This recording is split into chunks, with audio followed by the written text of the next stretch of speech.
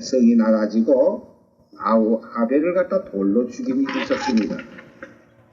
모세율법에는 살인하는 자는 반드시 죽이라고 그랬는데, 그럼 가인이 아벨을 돌로 쳐 죽였는데 하나님께서 모세율법의 법으로 따지면 당장 죽여야 되겠는데, 그때는 모세율법이 없을 때이니만큼 하나님께서 그 가인에게 죽이지 않고 벌을 내리지 않았습니다. 벌을 조금 내려 결국 네가 그렇게 아우를 죽였으니까 넌 내 앞을 떠나서 넌 여기 있지 못하다 해가지고 결국 유랑민이 되듯이 그렇게 되기로 했습니다. 그러니까 모세율법을 따지면은 당장 죽여야 될 게지만, 그땐 너 사람을 죽이면은 너는 죽는다 하는 그런 말도 없었고, 사람을 죽이는 데에 대해서는 법이 거기에 기록되어 있지 않기 때문에 살인을 했지만은 그를 갖다가 심한 형을 내릴 수 없었던 것입니다. 그러면 그 외에도 여러 가지 제목이 있는데, 지금은 우리 대한민국에도 법이 있고 성경에도 법이 있습니다. 그러니까 모세율법 10가지 십계명이 있죠. 이 십계명을 아마 기독교인들 쳐놓고는 전부 십계명을 중심으로 해가지고 그게 죄다 죄가 아니다 하는 것을 거기서부터 마음에서 양심의 가책을 받고 우리 마음의 죄를 정하게 되고 이렇게 되는데, 그럼 전에 지은 죄로 말미암아 우리가 사망에 이르게 되는데, 여기서 뭐를 없애면은 다시 살 수 있냐면 죄를 없애면은 사는 길이 여기서 열립니다. 그래서 이제 사는 길을 주시기 위해서 예수님이 1900년 전에 오셔가지고 새로운 법을 줬습니다. 그럼 새로운 법을 어떻게 줬냐면, 옛날에 10가지 계명을 그대로 두면은 침례를 받아도 또 한 가지죠. 그렇지만은 예수님이 오셔가지고 새 언약을 줬는데, 새 언약은 6월절 성만찬 예식에 떡과 포도즙을 먹고 마심으로써 너희 속에 생명이 있다 하는 이런 아주 생명의 언약을 주었습니다.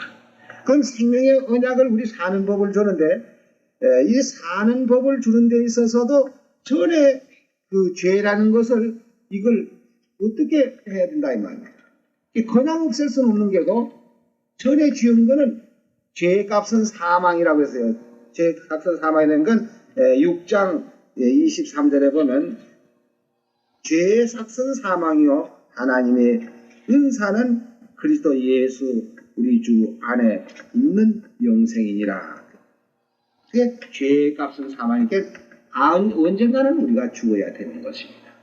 그럼 이 죽는 것을 어떻게 아주 죽어버리면 곤란하니까 미리 죽는 법을 갖다가서 성서적으로서 우리 죄를 장해 지내는 법이 있는데, 그 장해 지내는 법을 하나 보겠습니다. 골로새 2장 12절이요. 너희가 세례로 그리스도와 함께 장사한 바 되고 또 죽은 자들 가운데서 그를 일으키신 하나님의 역사를 믿음으로 말미암아 그 안에서 함께 일으키심을 받았느니라. 또 너희의 범죄와 육체의 무할례로 죽었던 너희를 하나님이 그와 함께 살리시고 우리에게 모든 죄를 사하시고. 여기 보면은 이 세례라고 하는 말은 씻는다는 뜻인데요. 이 원어에는 이 세례로 되어 있지 않냐고 바프테시마라고 우리 죄를 매장하는 걸로 되어 있습니다. 장례를 지내는 거. 장례 지내는 걸로 되는데, 그래서 침례라고 하죠. 침례라고 하는데 왜 그럼 여기다가 세례라고 썼느냐 하면은, 이건 천주교로부터 시작해서 선주교는 영세라고 하고 각 장로교, 감리교 이런 데는 이제 세례라고 합니다. 그 세례라고 하는 것은 물 조금 이마에다 이렇게 찍어 발라놓고 그렇게 하고 이제 살았다 이런 식으로 되어 있죠. 그러나 근본적 예수님으로부터 이 침례를 받는 것이 이제 쭉 내려오는데, 이 역사책을 보면은 예수님으로부터 초대교회 당시에는 전부 침례를 받았습니다. 그러니까 여기 지금 글자를 우리가 한번 받아보세요. 세례로 그리스도와 함께 장사한바 되고 이렇게 기록됐단 말이에요. 그러면 시침으로서 예수님과 함께 장사 지냈다 이렇게 되면 말이 안 되죠. 그러면 침례로 물에다가 이렇게 푹 잠금으로써 그리스도와 함께 장사한 바 되고 하면은 말이 맞는 것입니다. 왜? 침례라는 거 하는 말이 맞는 거예요. 그러니까 세례가 아니고 침례인데 침례는 곧 뭘 하는 거라고요? 장사 지내는 바. 장례, 매장을 한단 말이에요. 우리 죄를 완전히 매장을 해버려요. 그럼 매장을 하게 되면 어떻게 되느냐? 죄의 값은 사망이니까 우리가 죽어야 되니까 언제 죽어도 죽으니까 지금 의식적으로서 죽음을 미리 그만 장례식을 하는 것입니다. 장례한 바 되고 또 죽은 자들 가운데에서 예수님이 십자가에 돌아가셔서 무덤에 장례 지냈죠. 장례 지낸 후 3일 만에 부활하셨어요. 그 말씀과 같이 또 죽은 자들 가운데에서 그를 일으키신, 그를이라는 건 뭐냐면 예수님을 일으키신, 부활시키신 하나님의 역사를 믿음으로 말미암아 그 안에서 함께 일으키심을 받느니라. 누가 일으키심을 받지요? 침례 받는 사람이 이제 죽어서 장례를 지냈는데 죽고 난 후에 예수님을 살리신 것과 같이 그 사람도 새로 일으키심을 받는다 이겁니다. 이렇게 의식으로 우리 죽음을 먼저 맛보고 장례를 지내지 않으면 죄값으로는 언젠간 죽어야 돼요. 그러니까 이 죽음을 갖다가 미리 그만 예방을 해버리는 것입니다.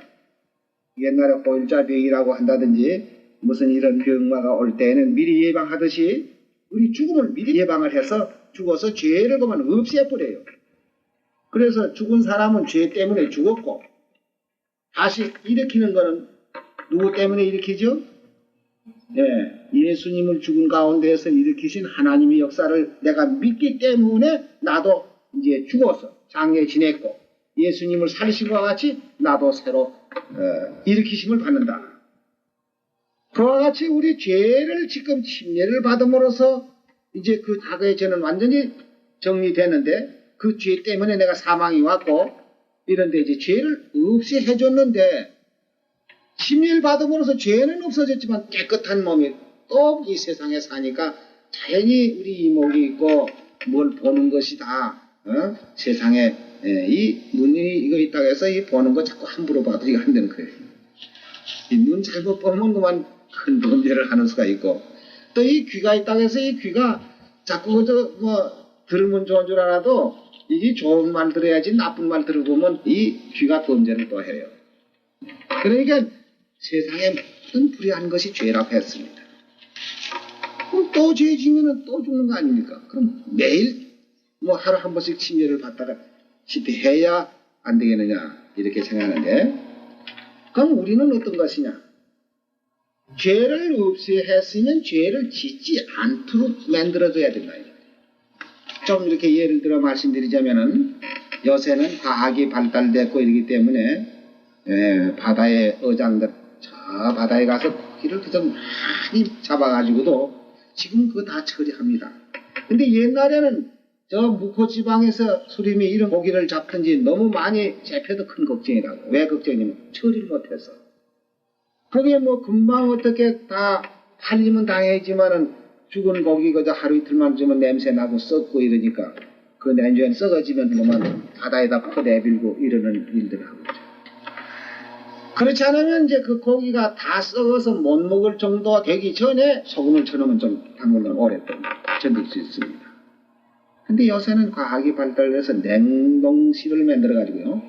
벌써 이 어장에 나간다고 할 것은 냉동실부터 먼저 만들어가지고 고기 잡는 쪽 하고다 그만 냉동실에 집으면 다 얼어버려요. 얼으면 암만 실이 가더라도 썩질 않습니다. 그래가지고 이제 각 시장으로 빠져서 나와가지고 고기 잡은 거죠. 한 달 후에라도 팔아먹고 2달 후에라도 팔아먹고 이렇게 해서 할 수 있는 거 뭐냐고. 우리가 죄를 없이 하는 것이 문제보다도 그 없이 하는 죄가 오래 유지할 수 있는 이것이 가장 중요한 건데요. 그럼 우리는 어떻게 해서 죄를 없이 그냥 오래 유지할 수 있느냐 하면은 성한 고기 잡아서 소금을 치는 것과 같이 우리 속에다 생명을 넣어야 됩니다.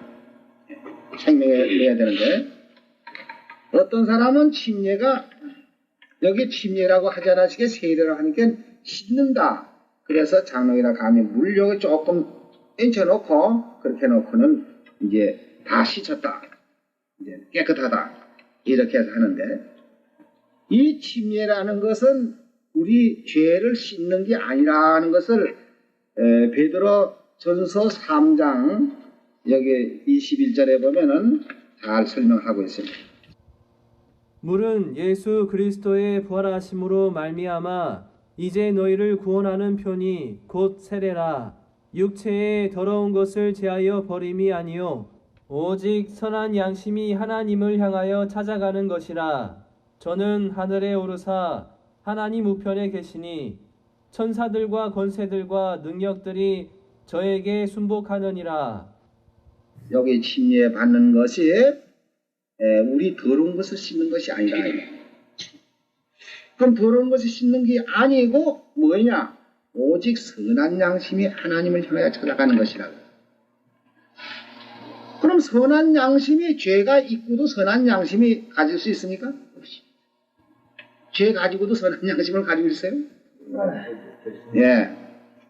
하나님하고 우리 사이를 이 갈라지게 한 것이 무엇이냐 하는 것, 그것부터 우리가 알아야 되겠네요.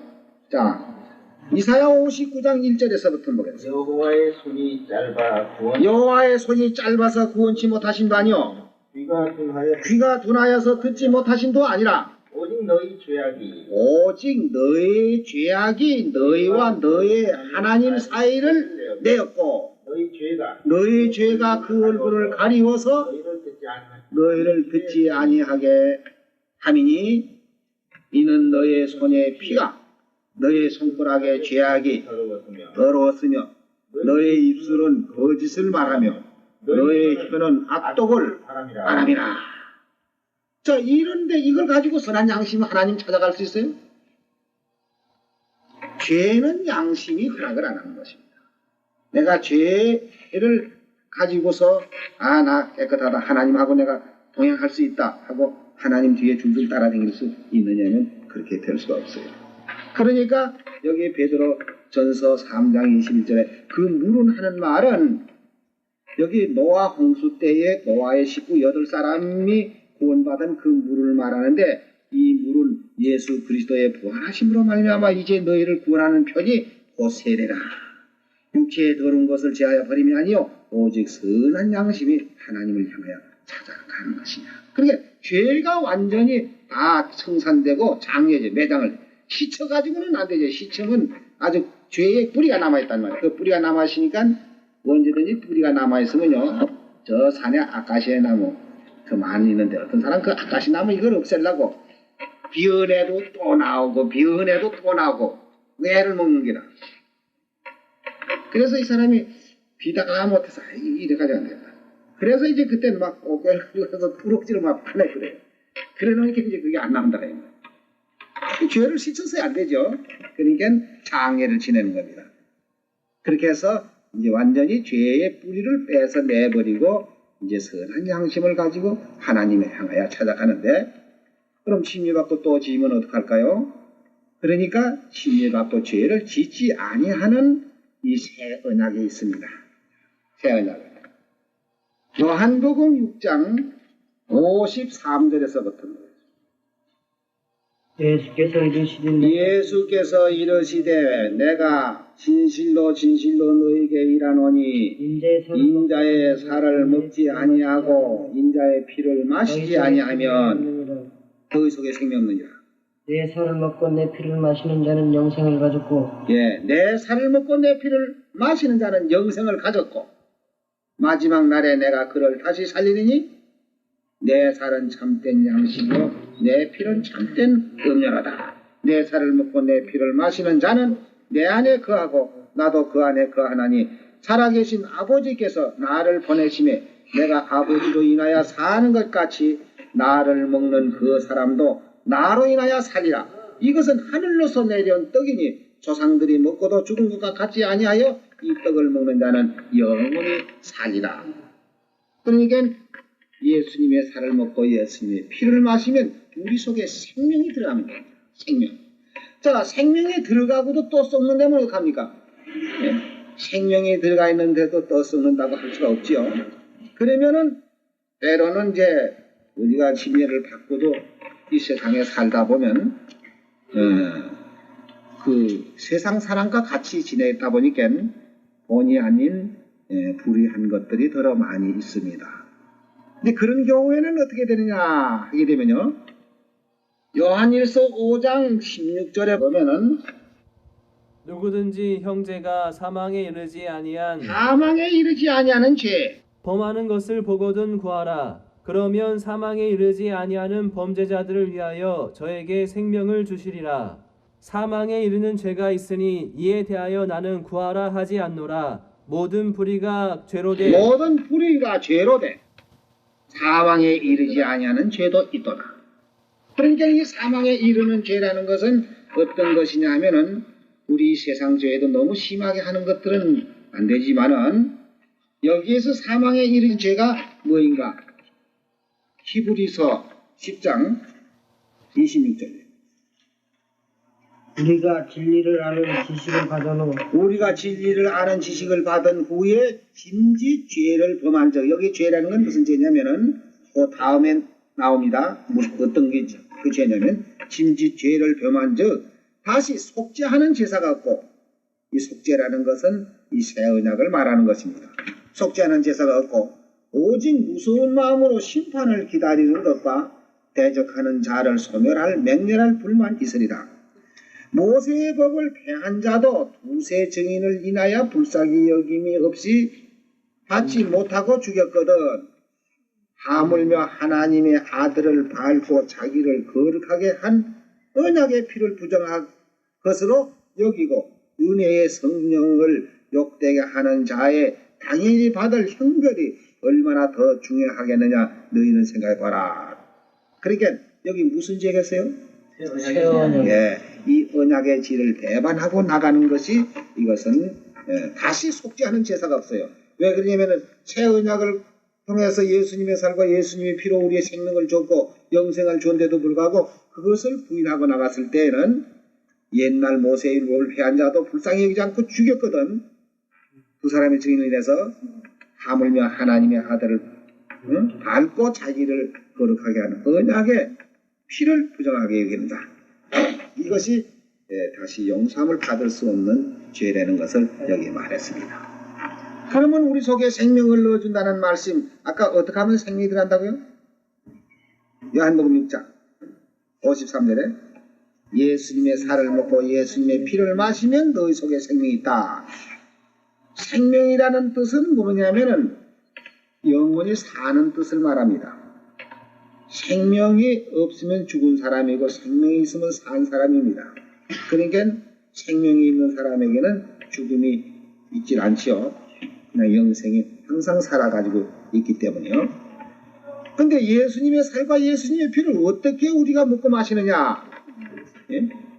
그것이 누가복음 22장에서 우리가 볼 수 있습니다. 누가복음 22장 7절입니다. 유월절 양을 잡을 무교절 일이 이른지라 예수께서 베드로와 요한을 보내시며 가라사대 가서 우리를 위하여 유월절을 예비하여 우리로 먹게 하라. 여기 보면 유월절 양을 잡을 무교절이 이른지라 예수께서 베드로와 요한을 보내시며 가라사대 가서 우리를 위하여 유월절 예비하라 그랬는데 모든 교회 가운데는 유월절이라는 걸 듣지도 못하고 보지도 못했기 때문에 이 유월절 얘기만 하면 이건 모세율법으로만 생각합니다. 모세율법에 양 잡고 소 잡고 유월절 지킨 그걸로만 착각을 한다 이 말이에요. 근데 예수님이 유월절을 예배하라고 베드로와 요한을 보내서 가서 유월절을 예배해서 우리도 먹게 하라 한 이 유월절은 옛날 모세율법에 양을 잡고 양의 피를 문설주에 바르거나 백성에 뿌리는 그런 유월절이 아니고 멜기덱의 반차라고 하는 떡과 포도즙을 가지고 우리에게 새 언약을 주신 것입니다. 19절 보세요. 또 떡을 가져 살해하시고 떼어 저희에게 주시며 가라사대 이것은 너희를 위하여 주는 내 몸이라. 내 몸이라. 예수님이 내 살을 먹으면 너희 속에 생명이 있다는 게 이것이 내 몸이라. 너희가 이를 행하여 나를 기념하라 하시고 저녁 먹은 후에 잔도 이와 같이 하여 가라사대 이 잔은 내 피로 세운 새 언약이니 온 너희를 위하여 붓는 것이니라. 이렇게 해서 여기 새 언약이라는 말씀인데 이 새 언약은 예수님이 이 세상에 오시기 전 약 650년 그 이전에 에레미야 선지자가 여기서 예언을 했습니다. 에레미야 31장 31절이요. 나 여호와가 말하노라.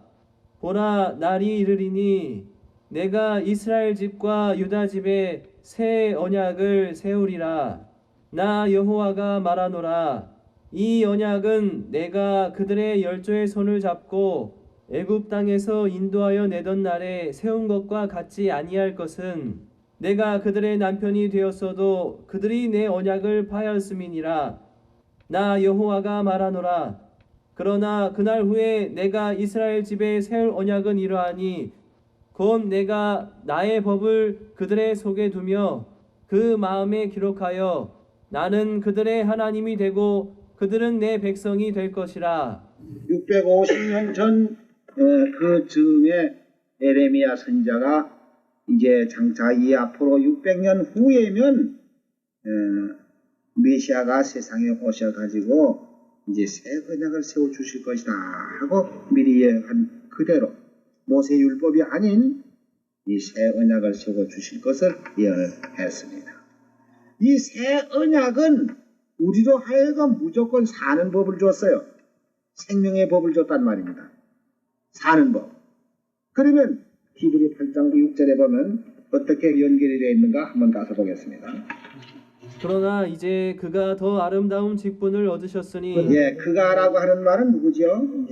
예수님이 더 아름다운 직분을 얻으셨으니 이는 더 좋은 언약으로 세우신 더 좋은 언약의 중보시라. 누가 중보시에요? 예수님이 새 언약의 중보시라. 저 첫 언약이 무흠하였다면 흠이 없었더라면 둘째 것을 요구할 일이 없었으려니와 저희를 흠으로 하여 일러서되 주께서 가라사대 볼지어다 날이 이르리니 내가 이스라엘 집과 유다 집에 새 언약을 세우다. 여기 주께서 가라사대 하는 말은 에레미야 31장 31절에 기록되어 있는 말씀을 이쪽에다가 반복해서 지금 그 예언과 맞춰서 사도 바울이 진리를 증거하고 있는 그 말씀입니다. 13절에 보면 새 언약이라 말씀하셨음에 첫 것은 낡아지게 하신 것이 낡아지고 쇠하는 것은 없어져 가는 것이라.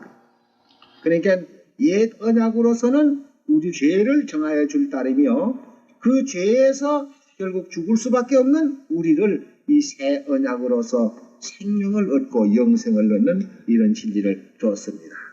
고린도후서 3장을 보겠습니다. 새 언약이 어떤 것인가 여기 나오죠. 또 6절입니다.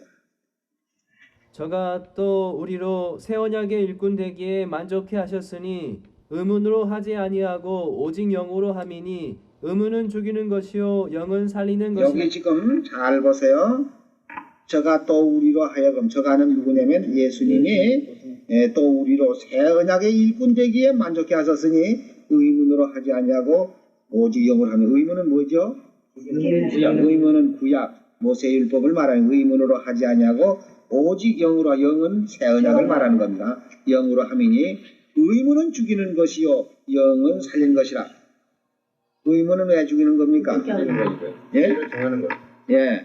율법 아까 로마서 7장에 거기 그런 말씀 있죠. 율법에 탐내지 말라 하지 않았더라면 내가 탐심을 몰랐겠는데 탐내지 말라 한 기록이 있었기 때문에 그것을 범으로 나는 죄가 스스로 죄에 있는 것을 드러내고 있습니다. 그러면 그 의무는 그 십계명은 우리로 하여금 죽게 하는 것이요. 왜냐하면 죄를 정하기 때문에. 그러나 죽게 된 거기에서 영은 살리는 것이다. 그 죄에서 죽을 수밖에 없는 인물이 거기서 구속해내신 그 영에 세운 것으로 중요하게 되는 것입니다. 그래서 돌에 서서 새긴 죽게 하는 의문의 직분도 영광에 있어 이스라엘 자손들이 모세의 얼굴에 없어질 영광을 인하여 그 얼굴을 주목하지 못하였거든 하물며 영의 직분이 더욱 영광에 있지 아니하겠느냐. 네, 정죄의 직분이 영광에 있었은즉 의의 직분은 영광이 더욱 넘치리라. 그러니까 우리가 지금 새 언약이 일꾼이 됐고 하나님의 백성이 되어 있습니다. 새 언약으로서 우리는 살리심을 받고 영생에 들어가는 이렇게 약속이 되어 있습니다. 그러니까 이제 침례 받으면은 일단 우리 과거에 지은 죄는 없어지고 이제 6월절 성만찬 예시 떡과 포도즙을 먹고 마심으로써 우리 속에 생명이 있게 되는 것입니다. 그러므로 우리는 이제 옛 의문에 속해 있는 사람이 아니고 새 언약, 새 율법에 속해 있는 사람이 되죠. 이렇게 해서 우리는 영생에 들어가게 되는데 우리 침례를 받고 진리 안에서만 떨어지지 않고 우리가 어떠한 시험이 있더라도 진리 안에서만 떨어지지 않으면은 우리에게 주신 영생은 계속돼서 나가다가 영원한 하늘나라에 들어가게 되는 것입니다. 이 침례에 대해서는 여러 가지가 있지만은 우선 내 죄를 없이하는 것과 또 생명을 받는 것과 이렇게 해서 옛 언약에서 벗어나서 새 언약으로 새 정부 밑에서 새 언약에서 우리가 살고 있는 하나님의 권속이 되는 것입니다. 오늘 이것으로서 침례식에 대해서는 마치겠습니다.